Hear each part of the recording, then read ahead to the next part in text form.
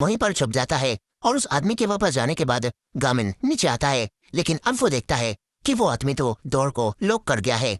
वहीं पर किमसुन उदास बैठा हुआ था, तभी हान भी इस मीटिंग में आ जाता है। वो सबको बताता है कि किमसुन अब हमारी वाईबी फैमिली का हिस्सा बन चुका है। हान उसे काफी सारे पैसे देता है और कहता है कि इससे तुम्हारे ग्रैंडपा का इलाज हो जाएगा। लेकिन किमसुन के चेहरे पर साफ दिख रहा था कि वो उस जुर्म में जेल नहीं जाना चाहता जो उसने किया ही नहीं। वहीं पर दूसरी तरफ गामिन अब छत पर फंस चुका था और यहीं पर जुन और जीवू के सामने एक लड़का आ जाता है जिसे इन्होंने पहले भी मारा था। जुन उससे लड़ने के लिए तैयार हो जाता है और जीवू चाकू ढूंढने ऊपर भाग जाती है। तभी सेहयोन और वोन देखते हैं कि डिटेक्टिव किमसुन को ढूंढने के लिए यहाँ पर भी आ गए हैं। ये बात जानकर अब गामिन दरवाजा खोलने की कोशिश करने लगता है। वहीं पर वो लड़का जुन को बहुत बुरी तरह से मार रहा था और दूसरी तरफ रूम में जीवू उस चाकू को ढूंढ रही थी। उसे वही चाकू मिल जाता है। जीवू उसे अपने पास रख लेती है, लेकिन तभी एक आदमी यहाँ पर आ जाता है। जीवू छुप जाती है, लेकिन वो आदमी जीवू को देख लेता है और वहीं डिटेक्टिव अंदर आता है और किमसुन उसके सामने ये कबूल कर लेता है कि मैंने ही उस आदमी को मारा है। इधर हॉस्पिटल में किमसुन के दोनों दोस्त उसके ग्रैंडपा का ख्याल रख रहे थे। उन्होंने ग्रैंडपा को अभी केस के बारे में कुछ भी नहीं बताया था, लेकिन अब इन दोनों को भी गुस्सा आने लगता है और ये दोनों किमसुन को बचाने के लिए उसी जगह पर जाने लगते हैं। वहीं पर जुन उस लड़के से फाइट कर रहा था, लेकिन अब चाकू की वजह से वो लड़का जुन पर भारी पड़ने लगता है। इधर जीवू उस आदमी से बचकर भागती है, मगर उसके सामने एक और आदमी आ जाता है। जीवू उसे उठाकर पटक देती है, लेकिन दूसरा आदमी जीवू को पकड़ लेता है। जीवू उससे फाइट करने की कोशिश भी करती है, लेकिन वो जीवू को बेहोश कर देता है। वहीं गामिन के पास मिसली की कॉल आती है। वो पूछती हैं कि तुम्हारे एग्जाम की तैयारी कैसी चल रही है। दरअसल मैंने तुम्हें जो प्रैक्टिस शीट दी थी शायद उसमें कोई एरर है, इसलिए क्या तुम देखकर मुझे वो बता सकते हो। गामिन उन्हें ये नहीं बताता कि इस वक्त वो बाहर है और गामिन अपने बैग से वो निकालने लगता है, लेकिन तभी उसकी नोटबुक बिल्डिंग से नीचे उसी आदमी के ऊपर गिरती है जिसने वो मर्डर किया है। आदमी उस नोटबुक को देखता है और लेकर जाने लगता है। तभी गामिन देखता है कि दो आदमी जीवू को कहीं पर ले जा रहे हैं। गामिन अब तुरंत ही दरवाजा तोड़ने की कोशिश करने लगता है। यहीं पर सेहयोन और वोन का कांटेक्ट भी अब सबसे टूट जाता है और उनके ड्रोन को भी हवान पकड़कर खराब कर देता है। ये दोनों समझ जाते हैं कि बाकी सभी की जान अब खतरे में है और ये दोनों भी उन्हें बचाने जाने लगते हैं। वहीं वो आदमी जीवू को गाड़ी में रखता है और अपने साथी से कहता है कि सभी बैकअप फाइटर्स को उनके घर भेज दो। वो भी जाने वाला होता है, लेकिन तभी यहाँ पर किमसुन आ जाता है। दरअसल जब डिटेक्टिव ने उसे पकड़ लिया था तो डिटेक्टिव ने उससे थोड़ी बहुत पूछताछ की थी। डिटेक्टिव ये बात जानता था कि किमसुन ने वो मर्डर नहीं किया है और फिर किमसुन भी ये बात मान लेता है कि हाँ उसने वो मर्डर नहीं किया है। इसके बाद किमसुन जीवू को बचाने के लिए इस आदमी से आकर फाइट करने लगता है, लेकिन ये आदमी अकेला ही काफी ताकतवर था। मगर अब किमसुन के दोनों दोस्त भी यहाँ पर आ जाते हैं। ये तीनों मिलकर उस आदमी से फाइट करने लगते हैं और इसी दौरान जीवू को होश आ जाता है। जीवू दोबारा चाकू उठाती है और यहाँ से जाने लगती है। तभी वो देखती है कि वो तीनों मिलकर भी उस आदमी को मार नहीं पा रहे। वो आदमी किमसुन से कहता है कि अगर तू मर्डर का इल्जाम अपने ऊपर ले लेता तो तेरे लिए यही अच्छा होता। ये बात सुनकर जीवू को काफी गुस्सा आता है। जीवू भी अब लड़ाई को ज्वाइन कर लेती है। इधर जुन अब उस लड़के का चाकू अपने हाथ से रोकता है और उसे तोड़कर फेंक देता है। इसके बाद जुन उसे किक मारता है जिससे वो दूर जाकर गिरता है और उसका खेल वहीं खत्म हो जाता है। वहीं पर दूसरी तरफ वो चार मिलकर भी उस आदमी को नहीं मार पा रहे थे, लेकिन तभी गामिन अपने नन चाकू के साथ यहाँ पर आ जाता है। उसने छत का दरवाजा अपनी किक मारकर ही तोड़ दिया था। जीवू गामिन को बताती है कि इसके हाथ में वही सबूत वाला चाकू है। गामिन उसके एक नन चाकू मारकर दूर धकेल देता है और चाकू को उठाता है, मगर तभी उसके एक किक पड़ती है और इन दोनों के बीच में फाइट शुरू हो जाती है। वो आदमी गामिन को टक्कर दे रहा था और वो उसे मारकर गिरा देता है। उसे लग रहा था कि वो बहुत ताकतवर है, लेकिन गामिन कहता है कि मैं तो अब तक बस खेल रहा था। वो अब सीरियस हो जाता है और अपने मास्टर की सिखाई हुई एक स्पेशल टेक्निक 0 इंच पंच का इस्तेमाल करता है और उस आदमी को हवा में उड़ाता हुआ कार में मारता है, जिसके बाद उस आदमी का खेल भी यहीं पर खत्म हो जाता है। फिर गामिन किमसुन के पास जाता है और उसे भी अपने साथ स्टडी करने का ऑफर देता है। किमसुन भी तैयार हो जाता है। यहीं पर वो आदमी दोबारा से उठकर चाकू के पास जाने लगता है। तभी जीवू उठकर उसके एक किक मारती है और चाकू भी उठा लेती है। फिर यहाँ पर चीखते हुए सेहयोन और वोन भी आते हैं। वो लोग इन्हें बचाने आए थे और सभी लोग उन्हें देखकर हंसने लगते हैं। तभी गामिन को याद आता है कि वो आदमी जिसने मर्डर किया था वो तो उसकी नोटबुक लेकर चला गया। वहीं पर दूसरी तरफ डिटेक्टिव रास्ते में ही उस आदमी को रोक लेता है, क्योंकि किमसुन ने डिटेक्टिव को सब बता दिया था। वो आदमी अब डिटेक्टिव पर हमला करने जाने लगता है। तभी गामिन यहाँ आकर उसे बेहोश कर देता है और डिटेक्टिव से कहता है कि मैं तो यहाँ पर अपनी नोटबुक लेने आया था।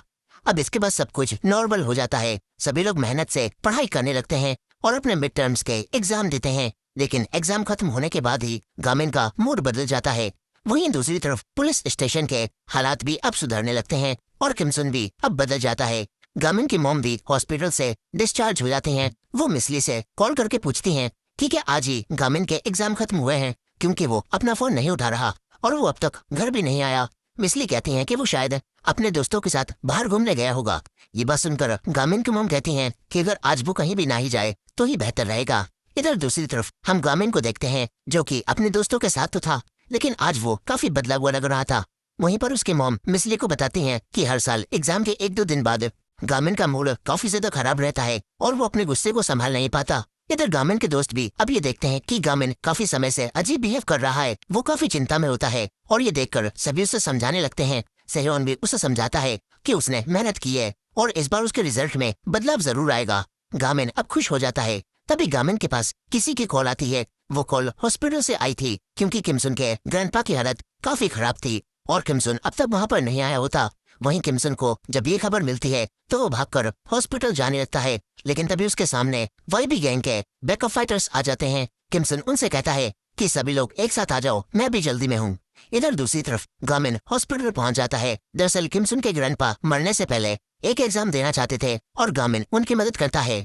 कुछ समय बाद किमसुन भागता हुआ यहाँ पहुँचता है। इतने सारे लोगों से अकेले लड़ने की वजह से वो काफी थक चुका था और काफी जख्मी भी था। उसका दोस्त उसे बताता है कि ग्रैंडपा अभी अपना एग्जाम दे रहे हैं। किमसुन बाहर से ही अपने ग्रैंडपा को देखता है। फिर इसके कुछ समय बाद ही ग्रैंडपा इस दुनिया को छोड़कर चले जाते हैं। किमसुन को उनके जाने से काफी दुख होता है और किमसुन के साथ साथ सभी लोग रो रहे थे।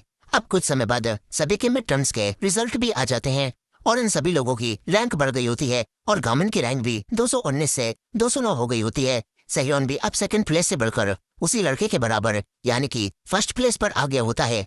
और मिसली उन्हीं टीचर को ये चीज दिखाती हैं और कहती हैं कि अब मैंने अपना टेस्ट पास कर लिया है, इसीलिए अब आपको भी अब हान के ऊपर डिसिप्लिन कमेटी की मीटिंग बुलानी होगी। और उन टीचर के पास भी अब कोई रास्ता नहीं बचता और एजुकेशन के डिपार्टमेंट के हेड को भी हान के ऊपर डिसिप्लिन कमेटी की मीटिंग बुलाने के लिए पेटिशन पर साइन करने पड़ते हैं। जिसके बाद ये चीज नोटिस बोर्ड पर लग जाती है और हान को अब अपनी कार से उतरकर पैदल ही स्कूल जाने के लिए कहा जाता है। जीवू भी उसे रोककर उसका मजाक बनाती है, लेकिन फिर कुछ समय बाद हान पूरे स्कूल में एक और जंग छिड़वा देता है और सभी स्टूडेंट्स एक दूसरे से फाइट करने लगते हैं। इसके बाद हमें 1 साल पहले का सीन दिखाया जाता है जब उन्हीं टीचर मिस जंग हवा ने हान के ऊपर डिसिप्लिन कमेटी की मीटिंग बुलाने के लिए डेट फिक्स करवा ली थी और हान के डैड को भी ये बात पता चल गई थी। हान ने उनसे कहा था कि चिंता मत कीजिए, मैं इस बात को संभाल लूंगा। इसके बाद हान ने मीटिंग से 1 दिन पहले ही मिस जंग हवा का मर्डर करवा दिया और इसके बाद ही उसने इस स्कूल में अपना फाइटिंग ऐप लॉन्च किया था जिसमें जिसकी सबसे ज्यादा रैंक होगी वो वाईबी गैंग को ज्वाइन कर सकता है। और इसी वजह से स्कूल के सभी बच्चे एक दूसरे से फाइट करने के पीछे इतने पागल हो गए थे। लेकिन अब मिस ली भी बिल्कुल मिस जंग हवा के नक्शे कदम पर चलते हुए हान को रोकने आ गई और उनके साथ अब गामिन भी है। अब प्रेजेंट टाइम में ये सभी लोग बातें कर रहे होते हैं कि इनका स्कूल अब बदलने लगा है, बच्चे अब कम फाइट करते हैं। सेहयोन को भी याद आता है कि उसकी क्लास में भी बच्चों ने अब पढ़ाई पर ध्यान देना शुरू कर दिया है। सेहयोन कहता है कि ये सब मिसली और गामिन की इतनी मेहनत की वजह से हुआ है। वहीं पर मिसली कहीं जा रही थी तभी उनके पास कोई आता है जिससे वो डर जाती हैं, लेकिन ये वही लड़का पार्क था। वो मिसली से कहता है कि आप कमेटी की मीटिंग को मत करवाइए, इंसाफ जैसी कोई भी चीज इस दुनिया में एग्जिस्ट नहीं करती। वो मिसली को बताता है कि मेरी माँ ने भी यही किया था, जिसके बाद उनका मर्डर हो गया और जिस आदमी ने उनके चाकू मारा था वो वाईबी गैंग से जुड़ा था, जिसका मतलब साफ है कि उनका मर्डर हान ने ही करवाया था। वहीं दूसरी तरफ वाइस प्रिंसिपल हान के डैड के पास जाकर उनसे माफी मांगता है और कहता है कि उस टीचर ने एजुकेशन डिपार्टमेंट के हेड से पेटिशन पर साइन करवा लिए हैं, इसीलिए अब मैं कुछ भी नहीं कर सकता और ये मीटिंग होकर रहेगी। अब तभी हान यहाँ पर आ जाता है। वो तो बिल्कुल भी चिंता में नहीं था, ऐसा लग रहा था जैसे उसने कोई प्लान सोच रखा हो। अब इसके बाद अगले ही दिन गामिन और उसके दोस्तों की वाईबी कंस्ट्रक्शन में हुई लड़ाई की वीडियोस न्यूज में आ जाती हैं और उन्हें इस तरह से प्रेजेंट किया जाता है जैसे गामिन और उसके दोस्त गुंडों की तरह बिल्डिंग में घुसकर लड़ाई कर रहे थे। इसके बाद सारे रिपोर्टर्स और मीडिया वाले भी स्टडी ग्रुप के मेंबर्स के पीछे पड़ जाते हैं और वाइस प्रिंसिपल को भी स्टडी ग्रुप के मेंबर्स को एक्सपेल करने का बहाना मिल जाता है। वो मिसली से कहता है कि अब मैं उनके ऊपर भी एक कमेटी की मीटिंग बुलाऊंगा और उन्हें भी एक्सपेल करवा दूंगा, और अगर तुम इसे रोकना चाहती हो तो हान के ऊपर होने वाली मीटिंग को कैंसिल कर दो। मिसली अब बड़ी ही उलझन में पड़ जाती हैं। वो गामिन और बाकी सभी से कहती हैं कि मुझे डिटेक्टिव ने सब बता दिया था कि तुम लोग अपने दोस्त किमसन को बचाने के लिए वहाँ पर गए थे, लेकिन न्यूज में इसे अलग तरह से दिखाया जा रहा है, इसीलिए अब कुछ समय तक तुम लोग लड़ाइयों से दूर रहना और बाकी सब कुछ मैं संभाल लूंगी। वो सभी लोग मान जाते हैं। अब तभी जाते हुए ये लोग देखते हैं कि हान ने पूरे स्कूल में जंग छिड़वा दी है। हान भी ये सब टीवी में देख रहा था। यहाँ पर अब एक लड़का सेह्योन के ऊपर मिल्क फेंक कर मारता है, क्योंकि वो सेह्योन से फाइट करके अपनी रैंक बनाना चाहता था। सेह्योन दुखी होकर बाहर आ जाता है। गामिन उसके पास आता है। सेह्योन काफी ज्यादा डिसअपॉइंटेड था, क्योंकि उसे लग रहा था कि सब कुछ ठीक हो रहा है, लेकिन अब तभी ये सब हो गया। अब तभी सेह्योन के पास एक कॉल आती है। सेह्योन तुरंत ही भागकर कहीं चला जाता है। गामिन के पास भी मैसेज आता है और वो स्टडी ग्रुप के रूम में आ जाता है, जहाँ पर हान और हवान बैठे हुए थे। हान गामिन से कहता है कि तुम कुछ भी कर लो, लेकिन तुम स्कूल को नहीं बदल पाओगे। यहाँ के बच्चे जो भी चाहते हैं मैं उन्हें वो दे सकता हूँ। हवान भी गामिन से कहता है कि मीटिंग को कैंसिल करवा दो, मैं तभी तुम्हें पढ़ने दूंगा। वो दोनों चले जाते हैं और तभी डिसिप्लिन कमेटी के मेंबर्स यहाँ पर आकर इनके रूम को तोड़ने लगते हैं और कहते हैं कि कुछ समय के लिए तुम लोगों को एक क्लब की पोस्ट से डिस्क्वालीफाई कर दिया गया है, इसलिए तुम सब अब इस रूम में नहीं रह सकते। अब इसके बाद इनके सामने ही स्टडी ग्रुप की सारी चीजें तोड़ी जाने लगती हैं। गामिन इनसे फाइट भी नहीं कर सकता था, क्योंकि उसने मिस ली से वादा किया था वो कुछ समय तक लड़ाइयों से दूर रहेगा। वहीं पर सेह्योन एक कंस्ट्रक्शन साइट पर पहुंचता है, जहां पर उसके डैड एक आदमी से लड़ रहे थे, क्योंकि उस आदमी ने न्यूज देखने के बाद सेह्योन को गुंडा कह दिया था। सेह्योन अपने डैड को अपने लिए लड़ता हुआ देखता है और इसके बाद उसके डैड उससे बात करते हैं और उसे काफी डांटते हैं, लेकिन असल में वो सेह्योन के लिए परेशान थे। सेह्योन उनसे कहता है कि ठीक है, मैं अब आज ही स्कूल क्विट कर दूंगा और कल से काम पर आ जाऊंगा। ये बोलकर वो चला जाता है। गामिन दूर बैठकर ये सब सुन रहा था। वहीं पर अब लड़कियां जीवू और वॉन को भी बुरा भला बोलने लगती हैं। तभी वॉन चीख कर उन्हें भगा देती है, लेकिन तभी वॉन के मॉम डैड यहाँ पर आ जाते हैं। वो उसे लेकर यहाँ से चले जाते हैं। जिन भी स्टडी ग्रुप के सभी मेंबर से बात करने की कोशिश करता है, लेकिन अब कोई भी चैट में रिप्लाई नहीं कर रहा होता। गामिन ये सब देख रहा था, लेकिन उसे समझ नहीं आता कि वो इन हालातों में क्या करे। और तभी वो देखता है कि सेह्योन ने ग्रुप छोड़ दिया है।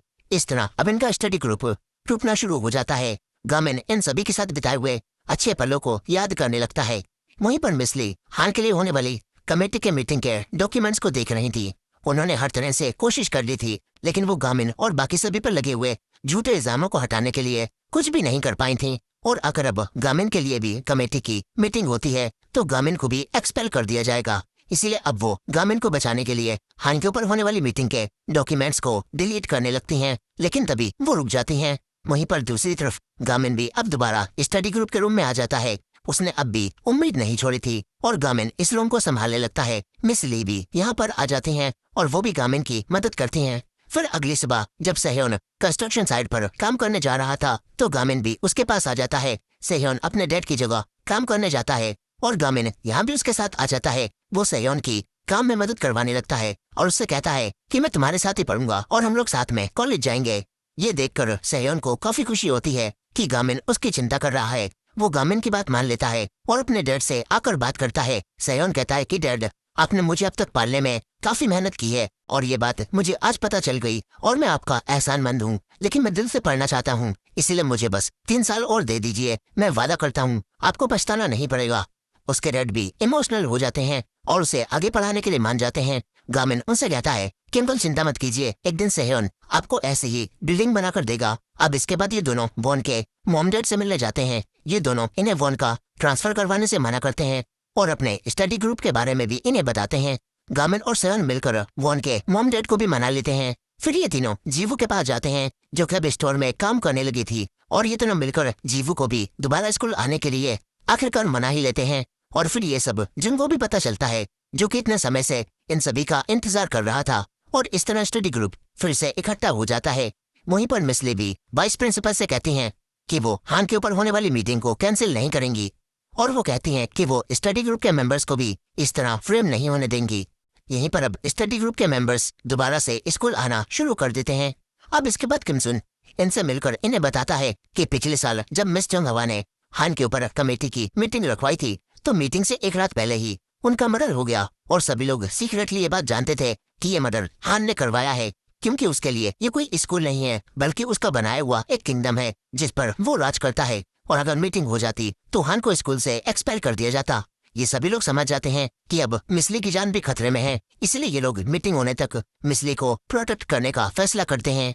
वहीं दूसरी तरफ वो डिटेक्टिव भी मिसली से मिलकर उन्हें मीटिंग होने तक शहर छोड़कर चले जाने के लिए कहता है। डिटेक्टिव कहता है कि मैं तुम्हें बचाने की पूरी कोशिश करूंगा, लेकिन मैं हर जगह तुम्हारे साथ नहीं हो सकता और पता नहीं हान कब क्या कर दे। लेकिन मिसली इस तरह भागने से मना कर देती हैं और कहती हैं कि अगर मैं भाग गई तो इससे बच्चों पर बुरा असर पड़ेगा और मुझे उनके ऊपर लगे हुए गुंडों वाले गलत इल्जाम को भी तो हटाना है, इसीलिए मैं कहीं भी नहीं जाऊंगी। अब इसके बाद वो रात भी आ जाती है जिसके अगले ही दिन वो मीटिंग होने वाली थी और रात में मिसली के पास वाइस प्रिंसिपल की कॉल आती है और वो मिसली से कहता है कि अब क्योंकि कल डिसिप्लिन कमेटी की मीटिंग होकर रहेगी तो मुझे तुम्हारे सामने कुछ कबूल करना है और वाईबी कंस्ट्रक्शन के बारे में तुम्हें कुछ बताना है। वो मिसली को स्कूल में बुलाता है। मिसली भी रात में स्कूल आ जाती हैं जहाँ पर उन्होंने डिटेक्टिव को पहले ही बुला लिया था। डिटेक्टिव उनसे रात में अंदर जाने से मना करता है, लेकिन मिसली कहती हैं कि यही तो हमारा मौका है।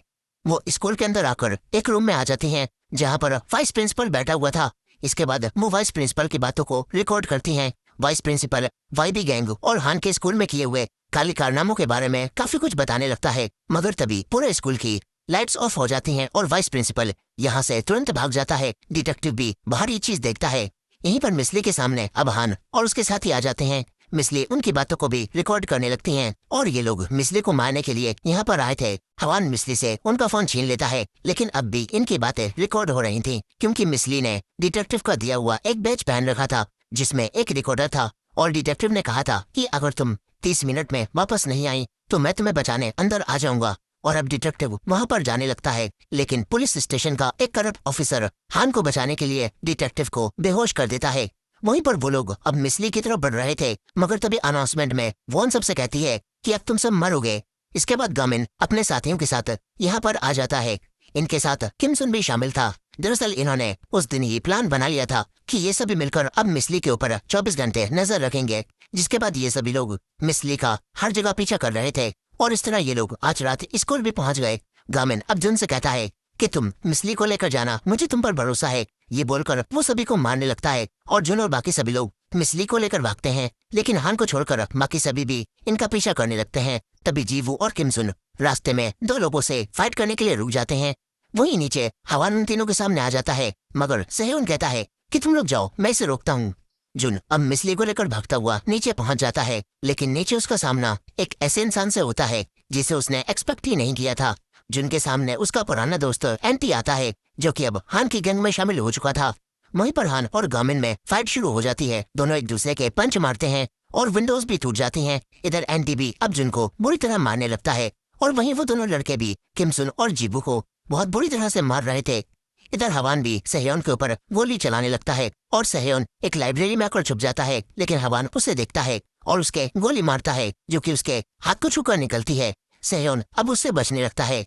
वही वो मोटा लड़का जीवू को उठा उठाकर पटक रहा था और वहीं हान और गामिन में भी काफी ज्यादा जबरदस्त फाइट चल रही थी। हान कहता है कि मुझे बहुत लंबे समय से फाइट करते हुए इतना मजा नहीं आया, लेकिन गामिन इस वक्त गुस्से में था। उसके सारे दोस्त अभी पिट रहे थे। गामिन उससे सीरियस होकर लड़ता है, लेकिन हान आराम से गामिन को पकड़कर दूर फेंक देता है। वहीं पर मिसली बिल्डिंग से बाहर नहीं निकल पाती और इधर जुन एंटी और अपने साथ बिताए हुए पुराने अच्छे पलों को याद करता है, लेकिन एंटी अब हान की वजह से बदल चुका था। वो जुन को एक चाकू से मारने लगता है।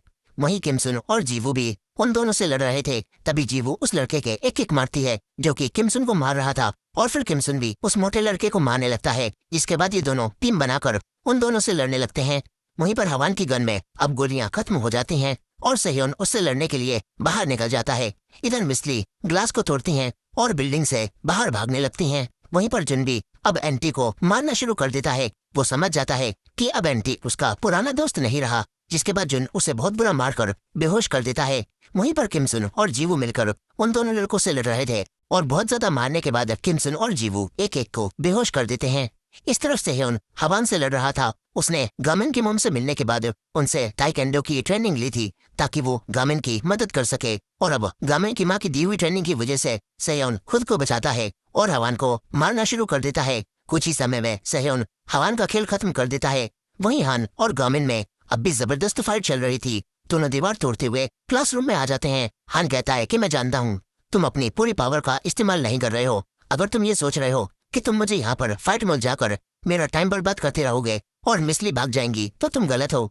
गामिन ये बात जानकर चौंकता है और कहता है कि तुमने क्या किया है। इधर मिसली भागती हुई जा रही थी, लेकिन हान ने यहाँ पर वाईबी गैंग के सभी बैकअप फाइटर्स को बुला लिया था जो कि मिसली को मारने वाले थे। वहीं पर मिसली को बचाने के लिए अब गामिन हान को सीरियसली मारने लगता है और उसके ऊपर वही स्पेशल टेक्निक 0 इंच पंच का भी इस्तेमाल करता है, लेकिन हान उसे सह जाता है और गामिन के पंची पंच मारकर उसे गिरा देता है और कहता है कि तुम्हें क्या लगता है अगर मैं चला गया तो क्या यूसुंग हाई स्कूल फिर से ठीक हो जाएगा? ऐसा कभी भी नहीं होगा। अगर मैं कहीं चला भी गया तो भी ये स्कूल नहीं बदलने वाला। गामिन को ये बात सुनकर काफी गुस्सा आता है। वो अब स्पेशल टेक्निक से हान के हवा की स्पीड से पंच मारता है और आखिरकार हान को हरा देता है। वो मिसली को बचाने जाने वाला था, लेकिन अपनी पूरी पावर का इस्तेमाल करने की वजह से वो यहीं पर बेहोश हो जाता है।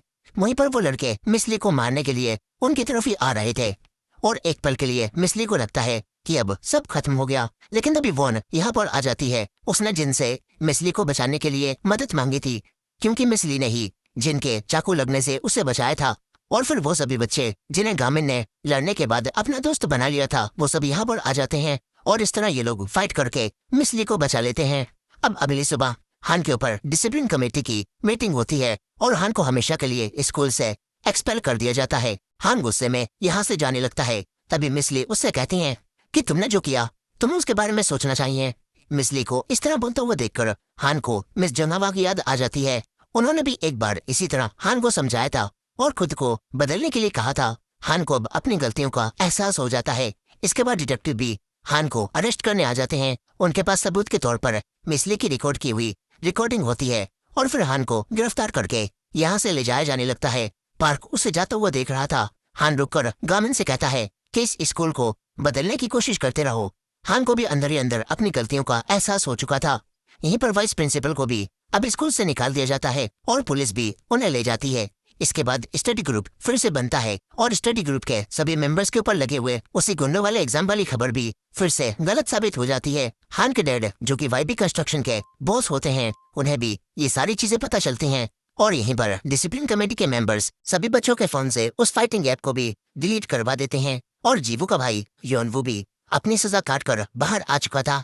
वहीं पर मिसली अपनी टीचर मिस जंगहवा की डेरे पर जाती हैं और यहीं पर पार्क को वाईबी गैंग की तरफ से एक ऑफर मिलता है और पार्क तुरंत ही वाईबी गैंग को ज्वाइन करने चला जाता है। वहीं दूसरी तरफ गामिन का स्टडी ग्रुप फिर से नॉर्मल होकर अपनी एक्टिविटीज करना स्टार्ट कर देता है, जिसके साथ ही इस सीरीज के पहले सीजन की कहानी यहाँ पर खत्म हो जाती है। इसके लास्ट के सीन में हमें दिखाया जाता है कि मिसली इस स्कूल से रिजाइन कर देती हैं। अब उन्होंने ऐसा क्यों किया होगा ये तो हमें अगला सीजन आने पर ही पता चलेगा। तब तक के लिए आपको ये वीडियो कैसी लगी कमेंट करके बताइएगा और इस वीडियो को लाइक करके हमारे चैनल को भी सब्सक्राइब कर लीजिएगा। फिर मिलेंगे एक और मजेदार वीडियो में।